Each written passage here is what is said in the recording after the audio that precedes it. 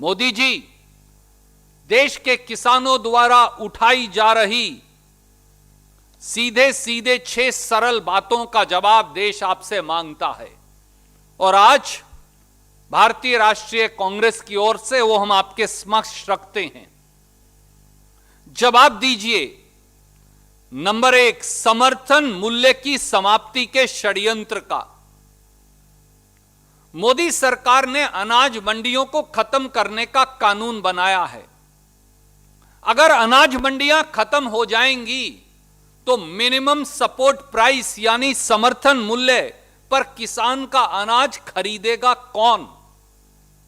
क्या मोदी सरकार और food corporation of India 15 crore किसानों के खेत से फसल खरीदने जाएंगे?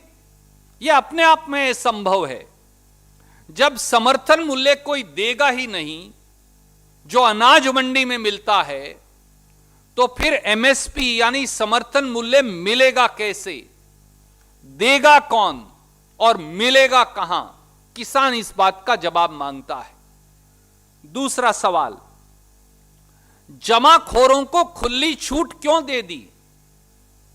इस काले कानूनों में मोदी सरकार ने काला बाजारियों और जमाखोरों को असीमित मात्रा में खाने पीने की वस्तुओं का भंडारण करने की ताकत दे दी है। यानी अब एसेंशियल कमोडिटीज एक्ट लागू नहीं होगा। जो जितना चाहे दालें, सब्जियां, प्याज, गेहूं, धान, बाजरा, सरसों, जौ उनका भंडारण कर सकता है।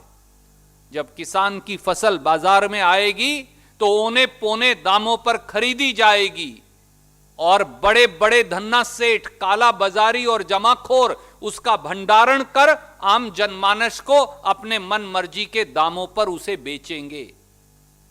सरकार कोई दखल अंदाजी नहीं करेगी। ऐसा क्यों? तीसरा, प्रधानमंत्री मोदी जी, आप एक देश और एक बाजार का सफेद झूठ क्यों बोल रहे हैं? आप कह रहे हैं कि किसान एक राज्य से दूसरे राज्य में फसल जाकर बेच सकता है, पर 86% देश के किसान के पास तो 5 एकड़ से कम जमीन है। उसमें भी 80% किसान ऐसे हैं जिनके पास 2 एकड़ जमीन है। वो अपने जिले से बाहर फसल बेचने में सक्षम नहीं, वो अपनी फसल मंडी तक ले जाकर बेचने में सक्षम नहीं, वो दूसरे राज्यों में कैसे बेचेगा? जवाब सीधा है। धन्ना सेठ, काला बाजार, काला बाजारी और जमाखोर उसकी फसल औने पौने दामों पर खरीदेंगे और फिर पूरे देश में जहां मर्जी हो वहां बेचेंगे।